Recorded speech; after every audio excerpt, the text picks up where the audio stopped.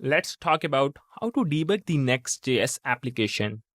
In this section, I'm going to teach you how to implement hot reloading with nodemon.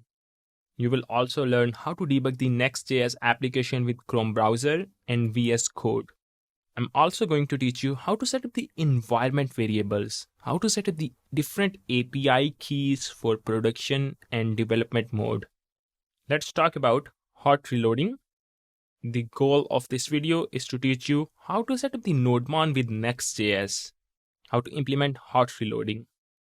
If you open the source code and you have to run the npm install. After installing all the dependencies, I'm going to run the project. I have already implemented the hot reloading because I have installed nodemon. I have installed nodemon as a dev dependency because I don't need it in production level.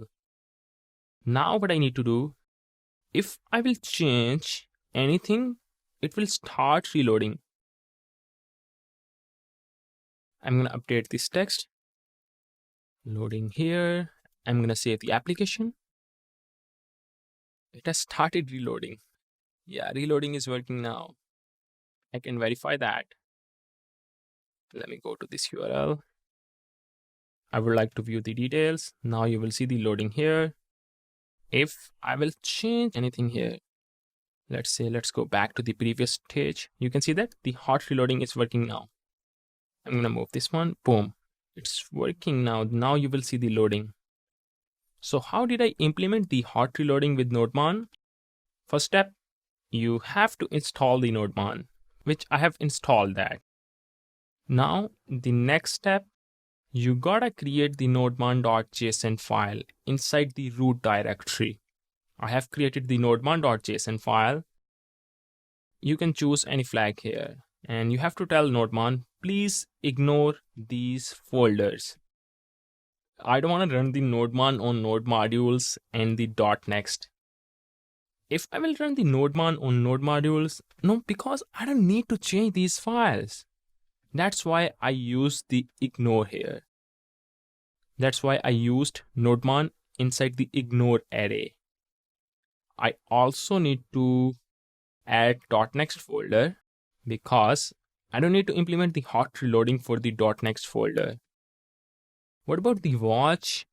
You can put server.js file inside the server, or you can add the simple server.js file. Please start watching server.js file.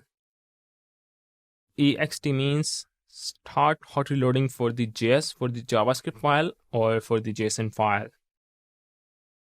This is your second step. And the third step, you gotta add the script.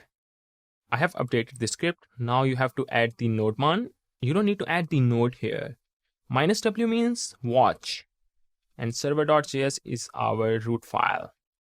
I know I have used server.js 2 times, but I don't know. I just figured it out on the internet. Some people are talking about you gotta use the server.js 2 times. So in this way, you can add the nodemon with hot reloading.